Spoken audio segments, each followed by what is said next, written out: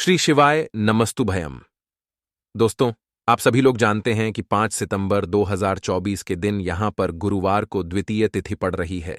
इसीलिए दोस्तों, इस दिन का महत्व बहुत ही ज्यादा बड़ा होता है, क्योंकि यह द्वितीय भाद्रपद महीने में पड़ रही है। और इस दिन एक चुटकी हल्दी वाला उपाय आप लोगों को जरूर करना चाहिए, जो कि पंडित जी ने अपनी अभी की शिव महापुराण की कथा में ही बताया हुआ है। तो दोस्तों, इस उपाय को आपको कैसे करना है, कब करना है, कहां पर करना है और उपाय को करते समय आपको किन किन बातों का ध्यान रखना है, ये सारी जानकारी हम आपको इस वीडियो में देंगे। तो चलिए दोस्तों, उपाय को शुरू करते हैं। देखिए, यह दिन इतना खास होता है, इतना महत्वपूर्ण होता है। देखा गया है कभी कभी बड़े बड़े पूजा पाठ अनुष्ठान से जो मनोकामना पूर्ण नहीं होती है, वह गुरुवार द्वितीय तिथि के दिन एक छोटे से उपाय करने से ही आपकी मनोकामना पूर्ण हो जाती है। और बहुत सारे लोगों ने इस उपाय को किया भी है और उनको इस उपाय को करने का फल भी जरूर मिला है। अगर आप लोग भी इस उपाय को 5 सितंबर 2024 के दिन यहां पर गुरुवार द्वितीय के दिन करना चाहते हैं, तो आप इस उपाय को पहले अच्छे से समझ लेना, सुन लेना, उसके बाद करना। आपको इस उपाय का फल जरूर मिलेगा।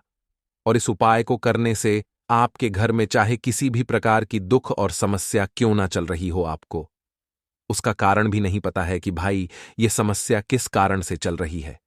उसका कुछ भी कारण हो सकता है, जैसे पितृदोष हो सकता है या किसी भी तरह का मंगल दोष भी हो सकता है, और भी बहुत तरह के दोष होते हैं, कुछ भी हो सकता है।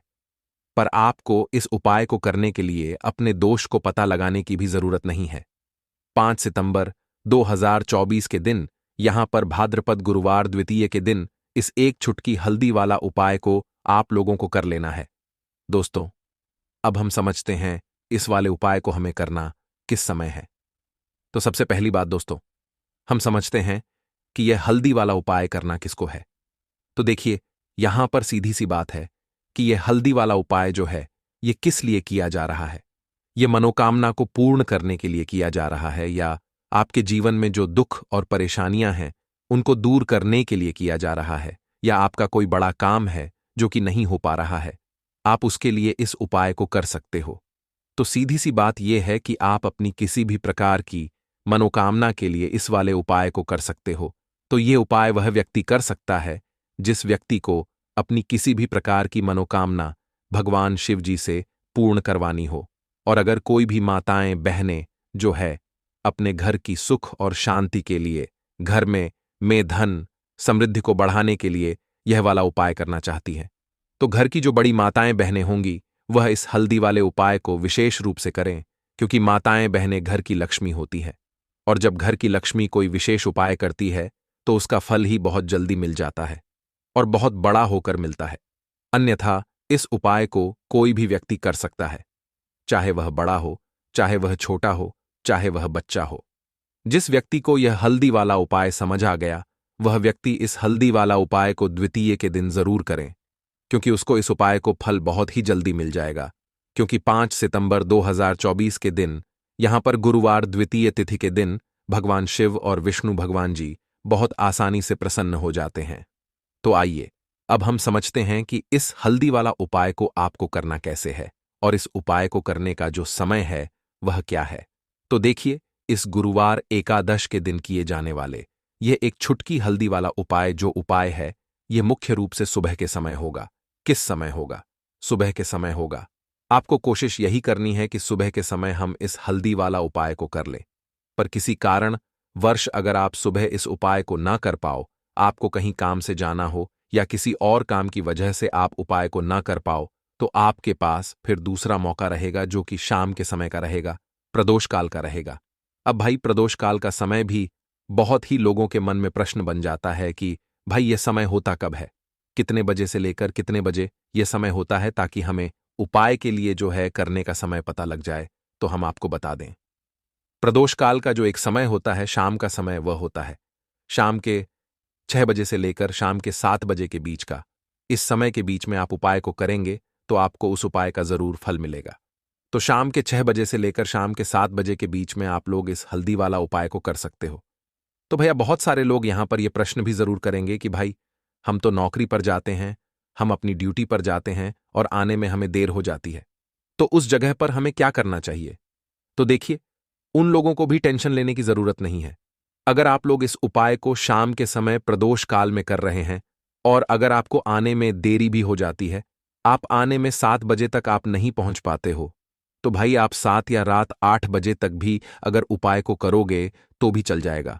और अगर इससे भी थोड़ा देर हो जाती है तो भी आप उपाय को कर सकते हो, क्योंकि 5 सितंबर 2024 गुरुवार एक साल भर में, इसलिए जब आपको मौका मिल जाए तब आप इस उपाय को जरूर कर लेना। कोई भी उपाय हो, आप कभी भी कर सकते हो।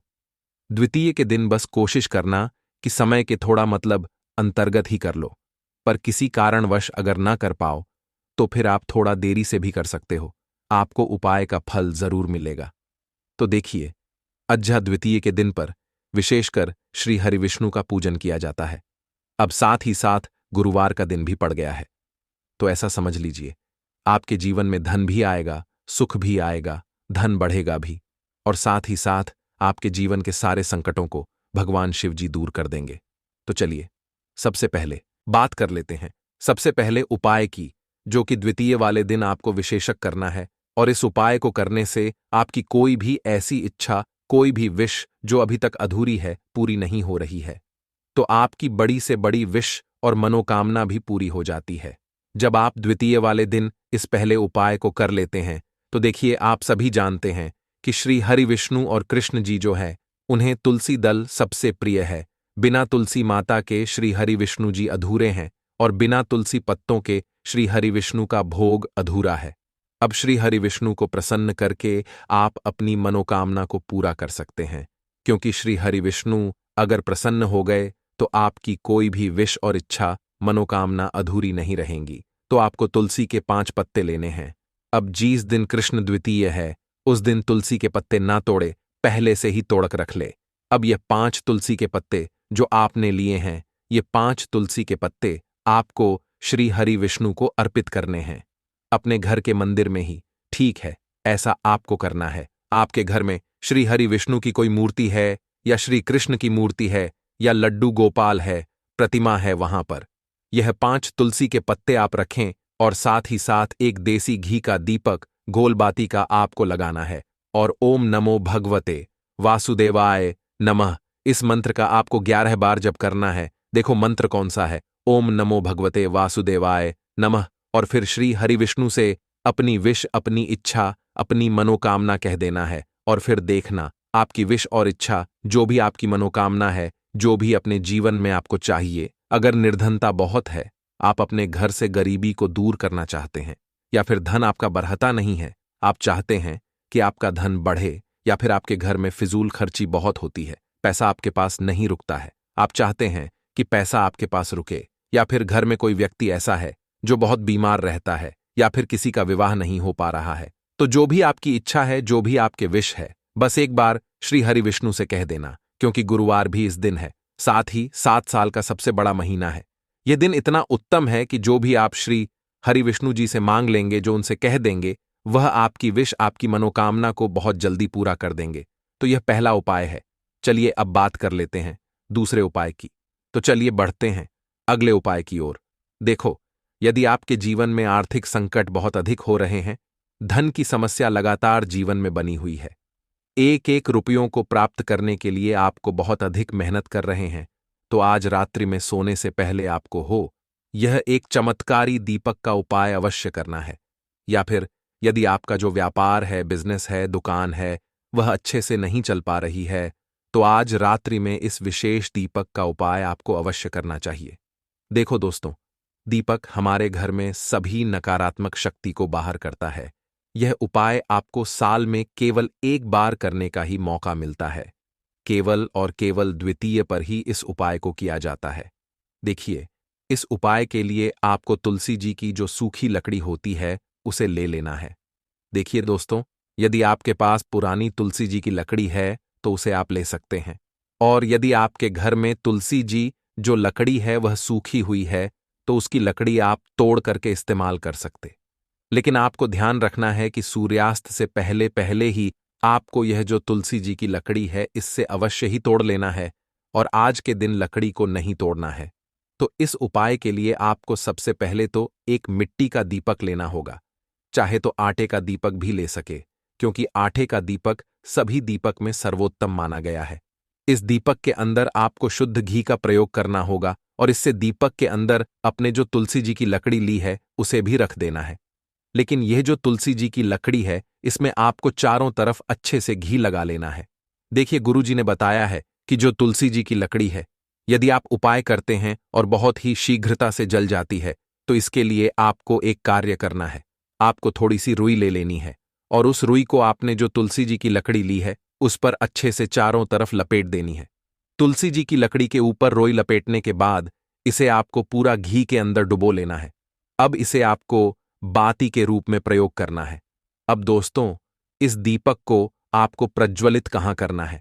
तो इस दीपक को आपको या तो भगवान विष्णु के सामने प्रज्वलित करना होगा, या फिर आपको भगवान श्री राम के सामने प्रज्वलित करना होगा, या फिर भगवान कृष्ण के सामने, यानी कि भगवान विष्णु के जो भी अवतार हैं उनके सामने आप यह दीपक प्रज्वलित कर सकते हैं।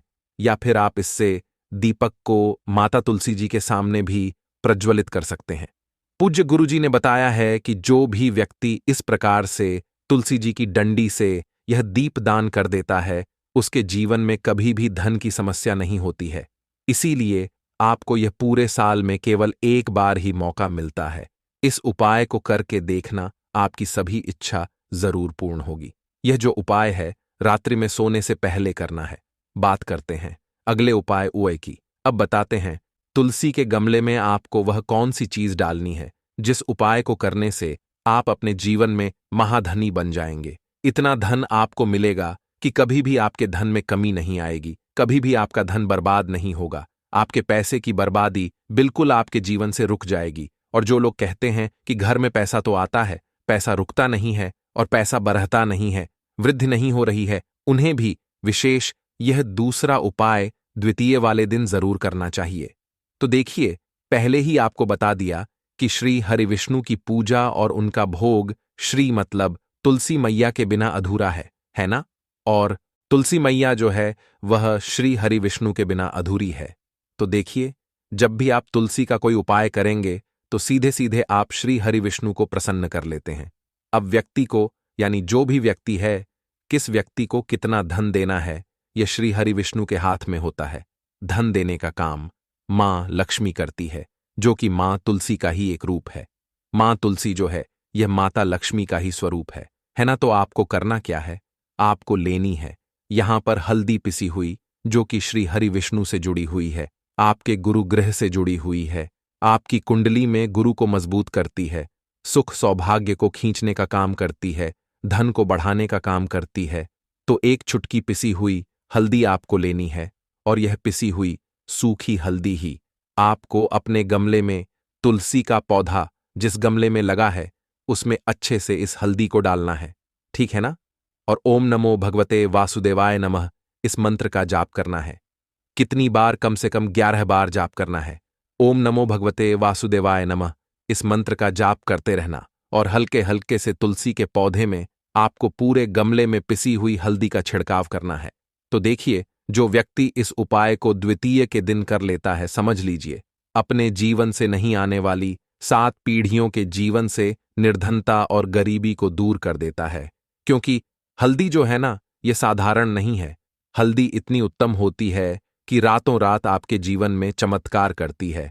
आपने देखा होगा कि कोई भी शादी होती है, विवाह होता है ना? कोई भी ऐसा शुभ काम हम करते हैं उसमें हल्दी जरूर लेते हैं। गृह प्रवेश जब हम करते हैं तो हल्दी के स्वस्तिक का निर्माण करते हैं।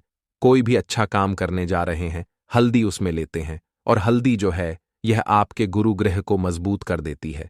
अगर कुंडली में गुरु कहीं ना कहीं मजबूत है तो इससे उत्तम उपाय आपको ऐसा समझिए द्वितीय का मिलेगा नहीं। बहुत ही उत्तम उपाय है। तुलसी के गमले में एक चुटकी पिसी हुई हल्दी डालना है, तो यह बहुत ही उत्तम उपाय है। इस उपाय को आप जरूर करें। द्वितीय वाले दिन और साल का सबसे बड़ा यह दिन है। तो इस उपाय को करने से श्री हरि विष्णु आपसे न केवल प्रसन्न होते हैं, आपसे इतना प्रसन्न हो जाते हैं कि जीवन में कभी आपके गरीबी और निर्धनता को नहीं आने देते हैं। तो चलिए अब बात कर लेते हैं अपने तीसरे उपाय की, जो कि मुख्य द्वार से जुड़ा हुआ है। और यह उपाय है स्थिर लक्ष्मी के वास के लिए। ऐसा पैसा आपके घर में आएगा जो आपके घर में ही रुकेगा।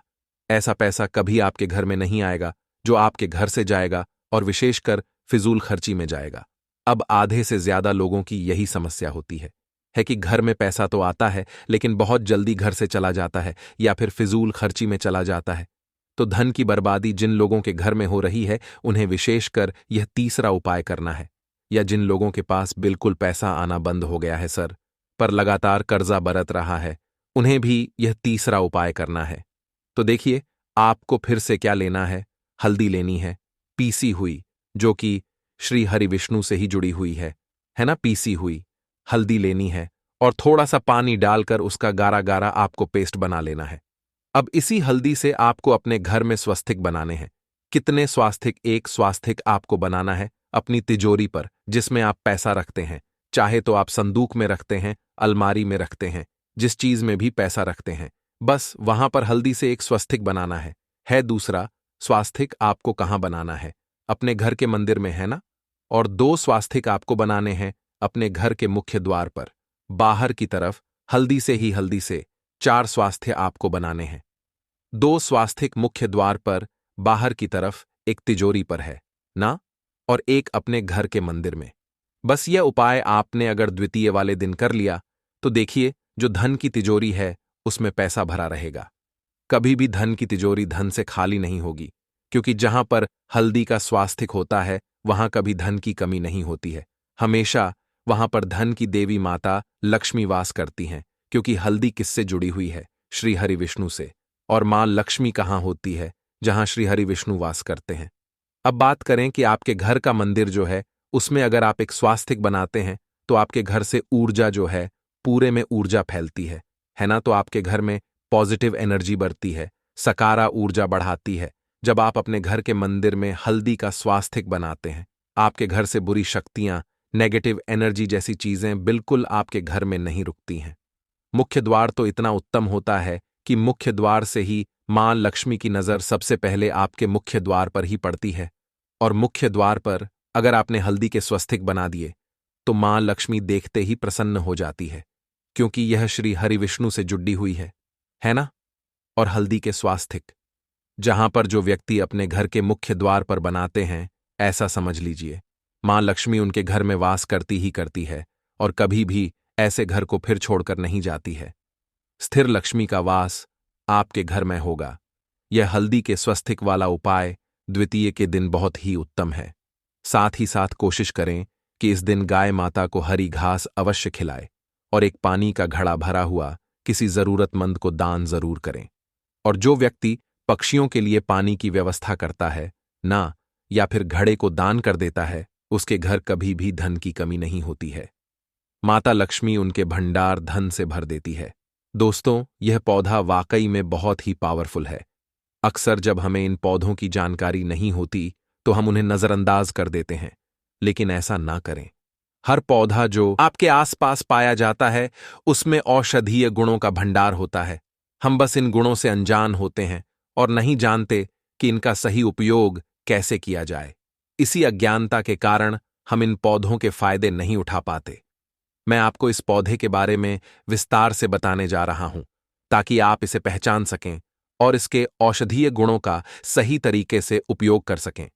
इसे कैसे सेवन करना है, किस तरह से औषधि बनानी है, इन सब की जानकारी देकर मैं आपको इस पौधे का अधिकतम लाभ उठाने में मदद करूंगा। उम्मीद है कि इस जानकारी के बाद आप इन पौधों को नजरअंदाज नहीं करेंगे और इनसे भरपूर फायदा उठाएंगे। दोस्तों, इस वनस्पति के अद्भुत औषधीय गुणों के बारे में जानना बहुत जरूरी है। अक्सर ऐसा होता है कि आप कहीं दूर दराज के इलाकों में होते हैं जहां इमरजेंसी में डॉक्टर या दवाइयां उपलब्ध नहीं हो पाती। ऐसे में यदि आपको कुछ प्राकृतिक औषधियों की जानकारी हो तो आप तुरंत फायदा उठा सकते हैं और अपना या अपने परिवार का प्राथमिक इलाज कर सकते हैं। आज मैं आपको ऐसी ही एक महत्वपूर्ण वनस्पति के बारे में बताने जा रहा हूं, जिसके जड़, पत्ते, फूल, फल, यहां तक कि इसका दूध भी औषधीय गुणों से भरपूर है। इस पौधे के हर एक अंग के इस्तेमाल से अद्भुत लाभ मिल सकते हैं। इसका दूध इतना फायदेमंद है कि आप सोच भी नहीं सकते। इसके जड़ पत्ते और अन्य हिस्सों का सही उपयोग करना बहुत महत्वपूर्ण है और इसके सेवन के लिए कुछ विशेष सावधानियों का पालन करना भी जरूरी है। मैं आपको इस वीडियो के माध्यम से बताऊंगा कि इस औषधि का सेवन कैसे करना है और किन बातों का ध्यान रखना चाहिए। हालांकि इस पौधे का इस्तेमाल करते समय विशेष सतर्कता बरतनी पड़ती है और यदि आप इसे सही तरीके से उपयोग नहीं करते तो आपको लाभ नहीं मिल पाएगा। इसलिए वीडियो को पूरा और क्रम से देखें ताकि आप कोई महत्वपूर्ण जानकारी ना छोड़ें। यदि आप इसे बीच बीच में स्किप करते हैं या फॉरवर्ड करके देखते हैं तो आप कई महत्वपूर्ण बिंदु मिस कर सकते हैं और हो सकता है कि आपको इसका सही फायदा ना मिले। अगर आप इसके सेवन के बाद लाभ नहीं महसूस करते तो इसका एक कारण यह हो सकता है कि आपने इसके उपयोग के निर्देश ठीक से नहीं समझे। इसलिए ध्यानपूर्वक और पूरे अनुक्रम में जानकारी प्राप्त करें। आज मैं आपको एक ऐसी औषधि के बारे में बताने जा रहा हूं जो आपकी कई स्वास्थ्य समस्याओं को हल कर सकती है। यह औषधि इतनी प्रभावशाली है कि इसका नियमित और सही इस्तेमाल आपको लाखों रुपए की महंगी दवाइयों और इलाज से बचा सकता है। वर्तमान समय में युवाओं के बीच एक सामान्य समस्या देखने को मिल रही है जो शारीरिक कमजोरी से जुड़ी है। पहले यह समस्या वृद्ध लोगों में ही देखने को मिलती थी, लेकिन अब युवा भी इस समस्या का शिकार हो रहे हैं। शारीरिक कमजोरी और ऊर्जा की कमी जैसी समस्याएं आम हो गई हैं और इसके बारे में खुलकर बात करना भी आसान नहीं होता। इस समस्या से पीड़ित हजारों लाखों युवा हैं जो इस बारे में किसी से बात नहीं कर पाते और चुपचाप इसे झेलते हैं। आपने टीवी पर रात के समय ऐसी औषधियों के विज्ञापन देखे होंगे जिनका उद्देश्य इसी प्रकार की समस्याओं का समाधान करना होता है। लेकिन दोस्तों, आपको इन महंगे उपचारों की आवश्यकता नहीं पड़ेगी, क्योंकि मैं आपको एक ऐसी प्राकृतिक औषधि के बारे में बताने जा रहा हूं जो पूरी तरह से सुरक्षित और प्रभावी है। इस औषधि का सही मात्रा में और सावधानी के साथ सेवन करने से आप अपनी आंतरिक कमजोरी को दूर कर सकते हैं और खुद को स्वस्थ और ऊर्जावान महसूस कर सकते हैं। लेकिन जैसा कि मैंने पहले कहा, इसे लेने की मात्रा और समय का ध्यान रखना बहुत जरूरी है। यदि आप इसका उपयोग सही तरीके से नहीं करेंगे तो इसका पूरा लाभ नहीं उठा पाएंगे। इसलिए इस जानकारी को ध्यानपूर्वक सुनें और समझें ताकि आप इसका अधिकतम लाभ उठा सकें। यह औषधि न केवल आपको शारीरिक रूप से मजबूत बनाएगी बल्कि आपके आत्मविश्वास को भी बढ़ाएगी। अक्सर लोग अपनी शारीरिक कमजोरी की वजह से मानसिक रूप से भी कमजोर महसूस करते हैं, लेकिन यह औषधि आपकी उस कमजोरी को दूर करके आपको बेहतर जीवन जीने में मदद करेगी। दोस्तों, यह जानकारी आपके लिए अत्यंत लाभकारी हो सकती है, इसलिए इसे ध्यान से देखें और समझें। तो इस तरह के औषधियों के बारे में वहां पर पहले क्या होता था कि दीवार पे और ऐसे होल्डिंग लगाई जाती थी। दीवार पे बड़े बड़े अरों में लिखा जाता है कि नामर्द वाले संपर्क करें फला फला। लेकिन अब क्या है कि यह सारी चीजें कम हो रही हैं। सोशल मीडिया पर ऐसे डॉक्टर आते हैं, रात में टीवी पर बताते रहते हैं, तो यह समस्या देखने को मिलती है। बहुत सारे लोग इसके खुल के बात नहीं करते हैं। तो आज की वीडियो में मैं आपको बताऊंगा, देख लीजिए, पहचान लीजिए दोस्तों, यह पौधा वही है। जी हां दोस्तों, मैं इसका सबसे पहले नाम बता देता हूं। इसका नाम है दोस्तों मदार का पौधा, जिसे कई लोग आग के नाम से भी जानते हैं। शायद आपके क्षेत्र में इसे किसी अन्य नाम से पुकारा जाता हो। कृपया कमेंट करके बताएं कि आपके क्षेत्र में इसे क्या कहते हैं। जब आप इस पौधे के पत्तों को तोड़ते हैं तो इससे सफेद रंग का दूध निकलता है। इस दूध के कई फायदे हैं, विशेष रूप से उन लोगों के लिए जिनकी नसें कमजोर हो गई हैं या जिनके शरीर के अंगों में ढीलापन है। मैं आपको इस दूध का ऐसा उपयोग बताने जा रहा हूं जिससे आपके अंगों में मजबूती आएगी। इसलिए ध्यान से सुनिए और कॉपी पेन लेकर इसे लिख लीजिए। पहले आपको इस पौधे के दूध को निकालना है। लगभग 15 से 20 ग्राम तक सुबह सुबह यह दूध ज्यादा मात्रा में निकलता है, इसलिए उसी समय इसे इकट्ठा कर लें। फिर आपको लगभग 10 ग्राम धतूरे के बीजों की आवश्यकता होगी। धतूरे के बीजों के फायदे और उपयोग पर हमने पहले भी कई वीडियो बनाए हैं जिन्हें आप देख सकते हैं। अब आपको 100 ग्राम सरसों का तेल लेना है और इसे धीमी आंच पर गर्म करना है। जब तेल गर्म हो जाए तो उसमें 10 ग्राम धतूरे के बीज डालकर पकाएं। जब बीज काले पड़ जाएं, तो इस तेल को छानकर अलग कर लें और इसे ठंडा होने दें। इसके बाद दोबारा उसी तेल को धीमी आंच पर रखें और उसमें 15 से 20 मिलीलीटर मदार का दूध डालें। ध्यान रहे, इसे धीमी आंच पर पकाना है। जब दूध पूरी तरह से पक जाए और काले रंग में बदल जाए, तो इसे उतार लें और किसी साफ सीसी में स्टोर कर लें। अब इसका उपयोग कैसे करना है, इसे ध्यान से सुनिए। रात में सोने से पहले अपने प्राइवेट अंगों के ऊपरी हिस्से को छोड़कर निचले हिस्से में इस तेल की 2-3 बूंदें डालकर हल्के हाथों से मालिश करें। मालिश कम से कम 10 मिनट तक करें। इस प्रक्रिया को नियमित रूप से करने से आपके नसों में मजबूती आएगी और धीरे धीरे लूजनेस की समस्या समाप्त हो जाएगी। यह नुस्खा बहुत प्रभावी और आजमाया हुआ है।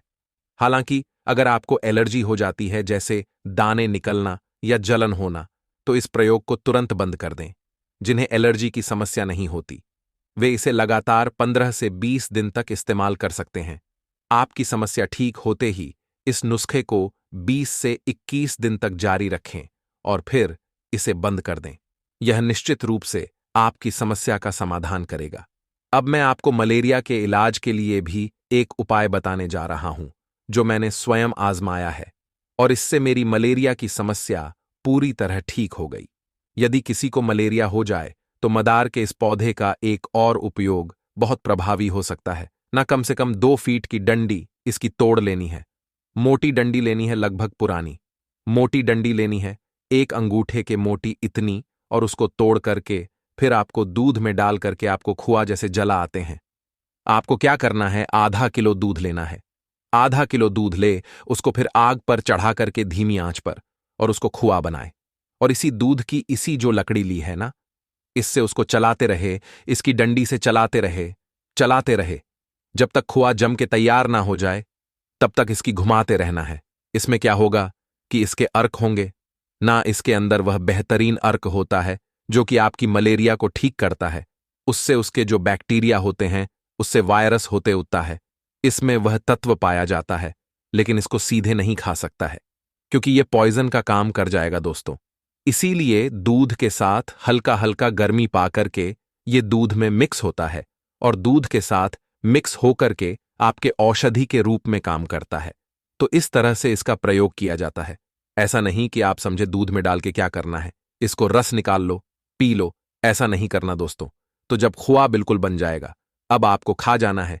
1 दिन का बना हुआ 2 बार खाएंगे, यानी सुबह बनाएंगे तो थोड़ा खुआ, सुबह खाएंगे थोड़ा खुआ, शाम को खाएंगे, और कुछ भी और चीज नहीं मिलाना है, मीठा कुछ नहीं मिलाना है। इस तरह से आपको सिर्फ 2 दिन खाना है। 2 दिन में ही आपकी मलेरिया चुमंतर हो जाएगी।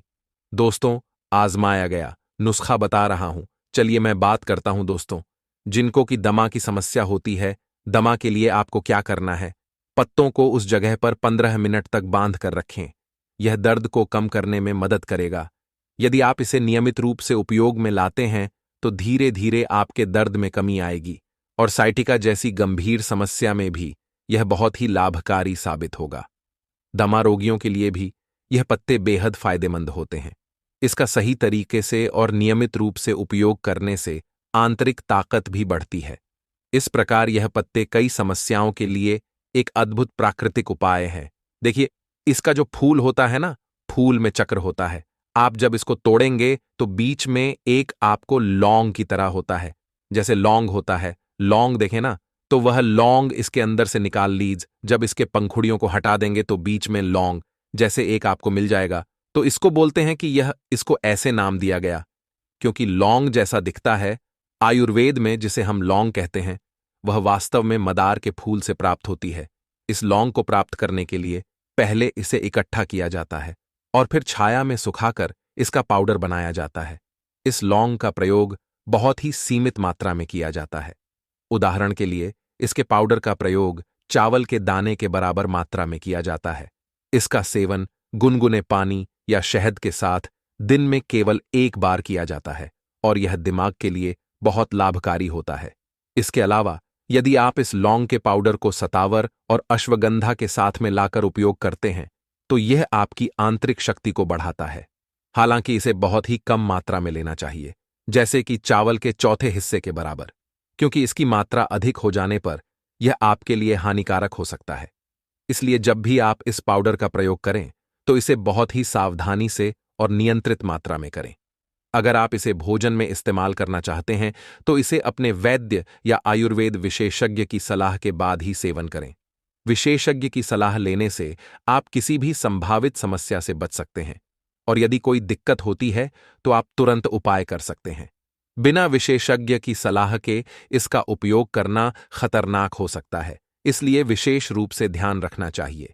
धतूरे और मदार के पौधों से प्राप्त सामग्री का प्रयोग भी बहुत ही सावधानीपूर्वक किया जाता है। इनका सेवन हमेशा किसी आयुर्वेद विशेष सज्ज की देखरेख में ही करना चाहिए। यदि आप बिना विशेषज्ञ की सलाह के इसका सेवन करते हैं और कोई समस्या उत्पन्न होती है तो उस समय समाधान पाना मुश्किल हो सकता है। इसलिए किसी भी तरह के आयुर्वेदिक पौधे या औषधि का प्रयोग करने से पहले अपने आसपास के वैद्य से सलाह अवश्य लें। अंत में इस वीडियो को देखने के लिए आपका बहुत बहुत धन्यवाद। हमें उम्मीद है कि आपको यह जानकारी उपयोगी लगी होगी और आप इसे सुरक्षित रूप से अपने जीवन में उपयोग करेंगे। अपने स्वास्थ्य का ध्यान रखें और आयुर्वेद का सही और सुरक्षित उपयोग करें। पत्तों को उस जगह पर 15 मिनट तक बांध कर रखें। यह दर्द को कम करने में मदद करेगा। यदि आप इसे नियमित रूप से उपयोग में लाते हैं तो धीरे धीरे आपके दर्द में कमी आएगी और साइटिका जैसी गंभीर समस्या में भी यह बहुत ही लाभकारी साबित होगा। दमा रोगियों के लिए भी यह पत्ते बेहद फायदेमंद होते हैं। इसका सही तरीके से और नियमित रूप से उपयोग करने से आंतरिक ताकत भी बढ़ती है। इस प्रकार यह पत्ते कई समस्याओं के लिए एक अद्भुत प्राकृतिक उपाय हैं। देखिए, इसका जो फूल होता है ना, फूल में चक्र होता है। आप जब इसको तोड़ेंगे तो बीच में एक आपको लौंग की तरह होता है, जैसे लंग होता है। लौंग देखें ना, तो वह लौंग इसके अंदर से निकाल लीज। जब इसके पंखुड़ियों को हटा देंगे तो बीच में लौंग जैसे एक आपको मिल जाएगा। तो इसको बोलते हैं कि यह इसको ऐसे नाम दिया गया क्योंकि लौंग जैसा दिखता है। आयुर्वेद में जिसे हम लौंग कहते हैं वह वास्तव में मदार के फूल से प्राप्त होती है। इस लौंग को प्राप्त करने के लिए पहले इसे इकट्ठा किया जाता है और फिर छाया में सुखाकर इसका पाउडर बनाया जाता है। इसको अपने डॉक्टर या आयुर्वेदिक विशेषज्ञ के सलाह से ही उपयोग करें। वीडियो में अंत तक बने रहने के लिए धन्यवाद।